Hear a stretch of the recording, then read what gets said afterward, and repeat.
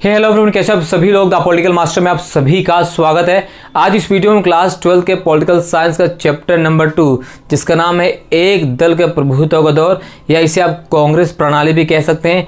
इस वीडियो में हम इस चैप्टर का एक इंट्रोडक्शन पार्ट करने वाले हैं। इस वीडियो में आपको पता लग जाएगा कि इस चैप्टर में कौन सा इंपॉर्टेंट टॉपिक है जो हमारे एग्जाम के पॉइंट ऑफ व्यू से बहुत ही इंपॉर्टेंट है और किस पर हमें कम फोकस करना है। तो इस वीडियो को आपको एंड तक देखना है दोस्तों, क्योंकि इस वीडियो को देखने के बाद आपको इस चैप्टर की सारी बातें समझ में आएंगी, क्योंकि ये चैप्टर इंपॉर्टेंट है। चाहे CUET एग्जाम को लेकर बात करें, चाहे आपकी आगामी जो बोर्ड परीक्षा आने वाली 2023 में उसको लेकर, सो एंड तक जरूर देखिएगा। वीडियो पसंद आए तो लाइक शेयर कमेंट जरूर कीजिएगा। अगर चैनल पर नए हैं और चैनल को अभी तक सब्सक्राइब नहीं किया तो चैनल को जरूर सब्सक्राइब कर लीजिएगा। बेल आइकन को प्रेस करना बिल्कुल भी मत भूलिएगा दोस्तों। तो बात करते हैं दोस्तों चैप्टर 2 जिसका नाम है एक दल के प्रभुत्व का दौर। बेसिकली इस चैप्टर में अगर हम बात करें, इस चैप्टर में हम बात करेंगे कांग्रेस प्रणाली के बारे में और किस प्रकार से भारत में लोकतंत्र की स्थापना की गई, कौन कौन सी दिक्कतों का सामना करना पड़ा हमें लोकतंत्र की स्थापना करने के लिए प्रथम आम चुनाव को लेकर, वो सारी चीज़ें हम इस चैप्टर में और इस वीडियो में बात करने वाले हैं दोस्तों।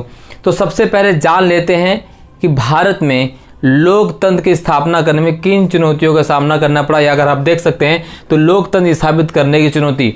तो दोस्तों आप सभी को पता है, और आपने इससे पहले मैंने जो पहला चैप्टर करवाया जिसमें आपको बताया था मैंने कि भारत को आज़ादी यानी स्वतंत्रता के साथ साथ जो है विभाजन का दंश भी झेलना पड़ा, और एक ऐसा विभाजन जिसकी कल्पना भी नहीं की जा सकती, और जिस ध्वंस और जिस मार्मिकता के माध्यम से देखें या जिस प्रकार से हमारे विभाजन हुआ वो दुनिया के दूर दूर तक किसी भी देश में ऐसा विभाजन नहीं हुआ था। ऐसी त्रासदी कहीं पर नहीं हुई थी, और इस त्रासदी को झेलने के बाद हमें एक लोकतंत्र की स्थापना करनी थी, क्योंकि हमारे जो स्वतंत्रता सेनानी थे उनका एक मात्र उद्देश्य था आज़ादी का, कि लक्ष्य था कि आज़ादी के बाद भारत को एक लोकतंत्रात्मक देश बनाया जाए। और इस लोकतंत्रात्मक देश को स्थापित करने में हमें किन चुनौतियों का सामना करना पड़ा वो इस चैप्टर में हम बात करने वाले हैं।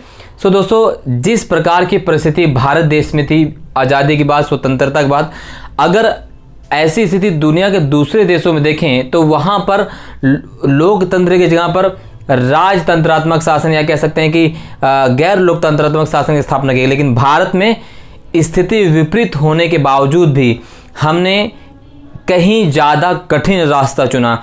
हमने जिस रास्ते को चुना उस रास्ते का नाम था लोकतंत्र, और उस समय परिस्थिति के अनुसार हम देखें तो लोकतंत्र मानो हिमालय की चढ़ाई जैसा कठिन प्रतीत होता था। बट हमारे तमाम नेताओं, चुनाव आयोग और हमारे तमाम स्वतंत्रता सेनानी जो लक्ष्य था उसको पूरा करने में हमें जो सहयोग मिला, उसके माध्यम से आज आप देख सकते हैं हम अपनी आज़ादी का 75वां वर्षगांठ मना रहे हैं, और लोकतंत्र जो है बखूबी से हमारे देश में खड़ा हुआ, ना बिल्कुल खड़ा हुआ बल्कि सुचारू रूप से भी चलाया जा रहा है। तो बात करते हैं लोकतंत्र की स्थापना करने में हमें किन चुनौतियों का सामना करना पड़ा। तो जैसे कि आप सभी को पता है कि लोकतंत्र की स्थापना करने में जो सबसे बड़ी चीज़ होती है वो होती है चुनाव, और इसी चुनाव के माध्यम से ही लोकतंत्र को जो है प्रमुखता दी जाती है, प्राथमिकता दी जाती है, क्योंकि इसमें जनता प्रत्यक्ष रूप से पार्टिसिपेट करती है अपने नेताओं को चुनने में। लोकतंत्र का मतलब आप सभी को पता है, जैसे अब्राहम लिंकन की जो परिभाषा है, जनता का शासन, जनता के लिए और जनता के द्वारा। तो इस परिभाषा को सही सिद्ध करने के लिए जो सबसे अच्छा तरीका माना जाता है वो है चुनाव व्यवस्था, और इसी चुनाव को कराने में जितनी मशक्क़त का सामना करना पड़ा बहुत ही ज़्यादा थी दोस्तों। वो दुनिया के तमाम देशों के अगर हम बात करें, इवन हमारे देश में ऐसे बहुत सारे पत्र संगठन थे, ऐसे बहुत सारे न्यूज़पेपर थे जिन्होंने भारत को कहा कि भारत जो है अपने लोकतंत्र की शैशव व्यवस्था में ही समाप्त हो जाएगा। इवन ऑर्गेनाइजर पत्रिका ने नेहरू जी के बारे में लिखा कि नेहरू जी है अपने जीते जी जो है लोकतंत्र को सिमटता हुआ मिटता हुआ देखेंगे। और ऐसे तमाम जो टाइम्स ऑफ नाउ इंडिया की बात करें तो उसने भी भारत के लोकतंत्र की आलोचना करी, कहा कि भारत को जो है लोकतंत्र की स्थापना नहीं करनी चाहिए, ये हमारे लिए क्या होगा, खतरे की घंटी या खतरे की घड़ी साबित हो। इस तरह तमाम आलोचना हमारे लोकतंत्र को लेकर की। बहरहाल हम इन तमाम चुनौतियों को पार करते हुए 1951 में चुनाव करवाने में सफल होते हैं दोस्तों।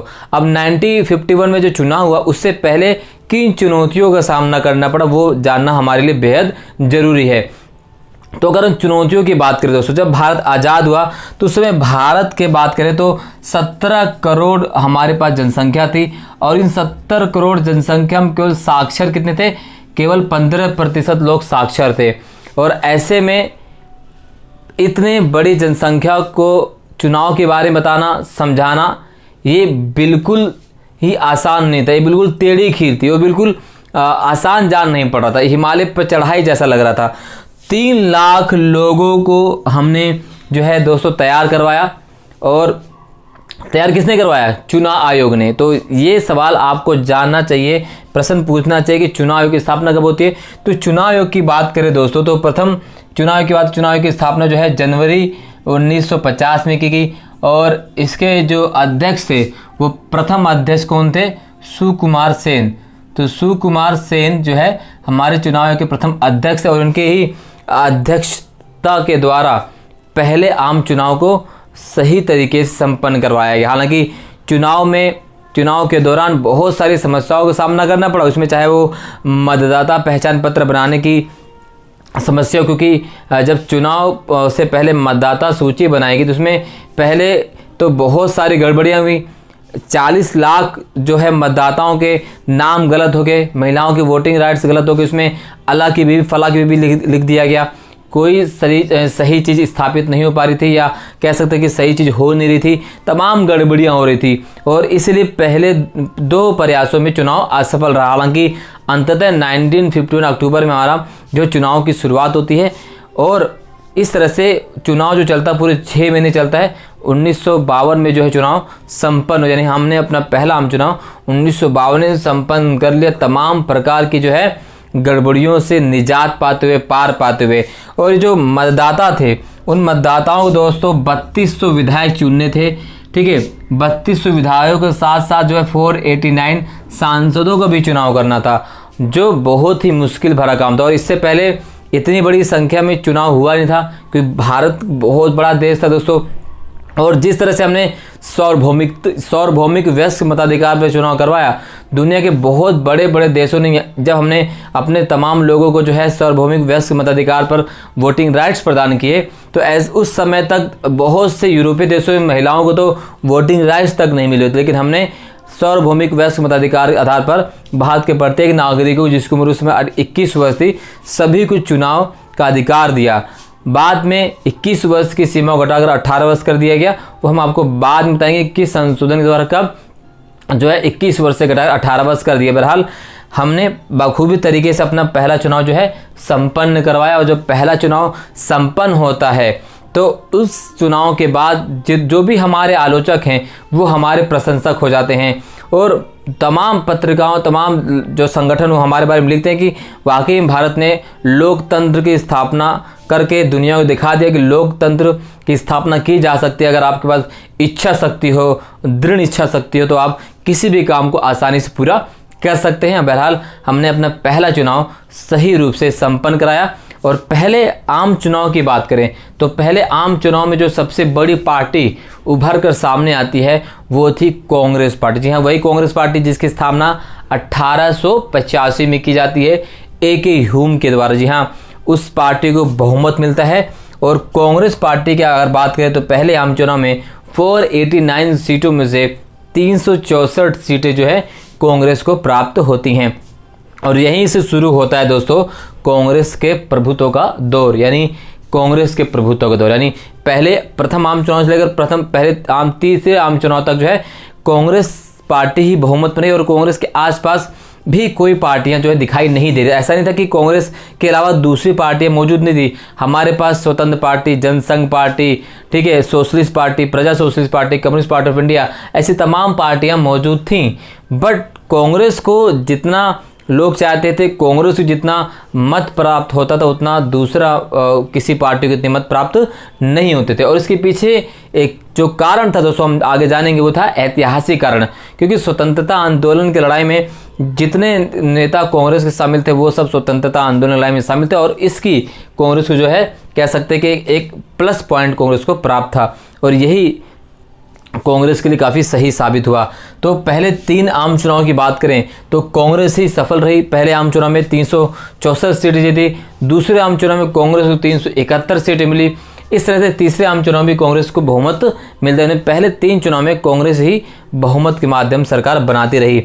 बट ऐसा नहीं है कि कांग्रेस ही केंद्र में और राज्यों में सरकार बना, नहीं, राज्य में बहुत जगह ऐसा था जहां पर कांग्रेस को बहुमत नहीं मिला। तो कांग्रेस जो है अन्य पार्टियों के साथ सहयोग करके सरकार बना रही थी। और ऐसा ही एक मौका आया 1957 में। तो 1957 में क्या होता है, केरल में कम्युनिस्ट पार्टी ऑफ इंडिया, जिसे हम CPI कहते हैं, वो जीत जाती है और केरल में जो है पहली बार गैर कांग्रेसी सरकार बनती है 1957 में।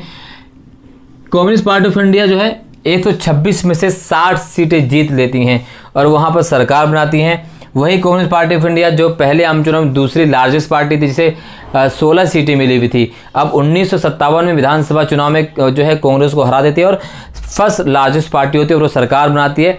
हालांकि इस सरकार को 1959 में, ठीक है, 1959 में जो है आर्टिकल 356 का प्रयोग करके इसको गिरा दिया जाता है और जो उसके मुख्यमंत्री होते एस नबूद्रीपाद को सत्ता से बेदखल कर दिया जाता है। और इसको कहा भी जाता है ये भारत में जो है गैर संवैधानिक तरीके से सरकार को गिराया गया पहला जीता जागता नमूना है।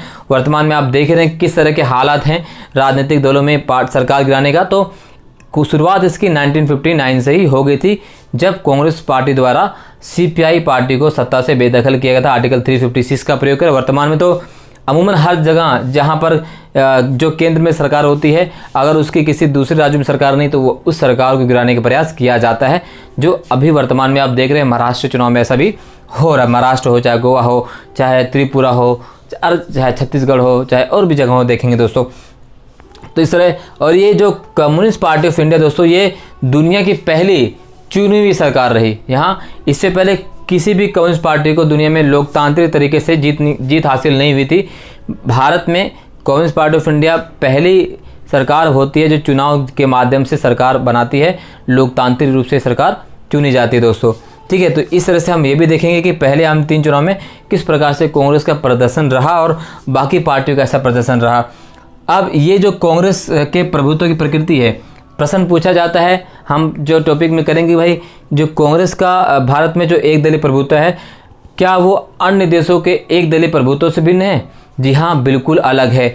भारत में जो एक दलीय प्रभुत्व की स्थापना की गई थी वो लोकतंत्र को ध्यान में रखकर की गई थी। बाकी अन्य देशों की अगर हम बात करें, चीन, गुयाना, फिजी, अन्य देशों की अगर हम बात करें, तो वहाँ पर जो एक दलीय प्रभुत्व था उसमें लोकतंत्र को ताक पे रखकर किया गया था। इसको हम इस तरह समझ सकते हैं। अगर हम भारत में बात करें तो भारत में जो था प्रभुत्व, वो कांग्रेस जो पार्टी थी, ऐसा नहीं था कि भारत में केवल कांग्रेस पार्टी थी, नहीं, कांग्रेस पार्टी के अलावा भी हमारे यहाँ पर क्या थी, स्वतंत्र पार्टी थी, ठीक है, जनसंघ थी, ठीक है, CPI थी, ठीक है, इसी पर सोशलिस्ट प्रजा पार्टी थी, और भी पार्टियां थी, लेकिन सबसे ज़्यादा लोगों को मत किसको मिलता था, कांग्रेस को मिलता था। यानी हमारे पास अन्य पार्टियां, यानी भारत में जो है, क्योंकि भारत एक बहुदलीय प्रणाली वाला देश है, और बहुदलीय प्रणाली के होने के बावजूद में भी भारत में एक दल का प्रभुत्व था। तो ऐसा, और एक दल के प्रभुत्व में ये पार्टियां भी चुनाव में अपनी किस्मत को आजमाती थी, बट बाजी कौन मारता, तो कांग्रेस। जैसे वर्तमान में देखोगे कि तो पिछले 2 आम चुनाव से बीजेपी जो है बाजी मार रही, बाकी अन्य पार्टियां भी मैदान में जाती हैं, बट उतने वोट उनको नहीं मिल पाते हैं।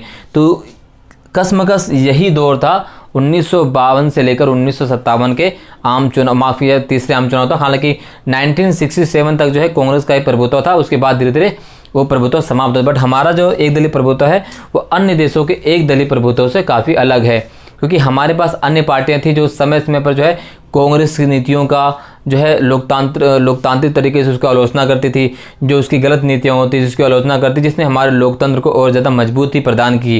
लेकिन अन्य देशों में ऐसी सरकार नहीं थी, अन्य देशों में ऐसी व्यवस्था नहीं थी जैसे भारत में थी। तो भारत की जो एक दलीय प्रभुत्व व्यवस्था है वो अन्य देशों के एक दलीय प्रभुत्व व्यवस्था से काफ़ी ज़्यादा भिन्न है, ठीक है। ये इस तरह से हम ये भी पढ़ेंगे।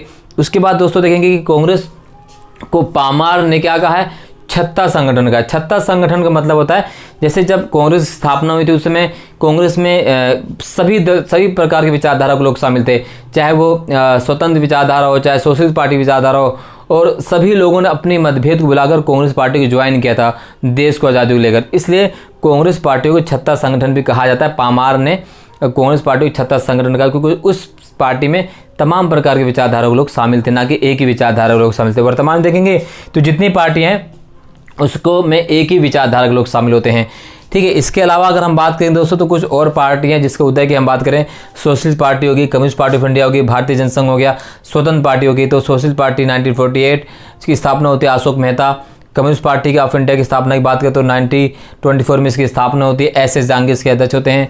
1964 में सीपीआई का गठन जो विभाजन हो जाता है 1962 में चाइना युद्ध के बाद, क्योंकि चाइना युद्ध में पार्टी दो गुटों में बढ़ जाती है, और फिर 1964 में जो है इसका विभाजन हो जाता है, एक सीपीआई जिसे कम्युनिस्ट पार्टी ऑफ इंडिया कहा जाता है और उसी में से एक सीपीआई-एम जिसे कम्युनिस्ट पार्टी ऑफ मार्क्सवादी कहा जाता है।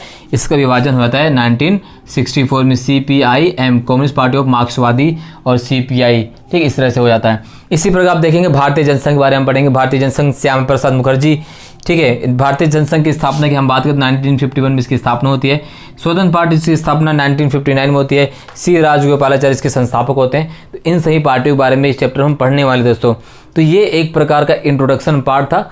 आई होप ये पार्ट आपको समझ में आया होगा। अगर समझ में आया है और आपको वीडियो अच्छी लगी है तो उसे लाइक जरूर कीजिएगा, हमें सपोर्ट कीजिए, चैनल को सब्सक्राइब कर बेल आइकन को प्रेस कर दीजिएगा, शेयर और कमेंट करना बिल्कुल मत भूलिएगा दोस्तों। इस वीडियो में बस इतना ही, मिलते हैं नेक्स्ट वीडियो में, तब तक के लिए जय हिंद, धन्यवाद।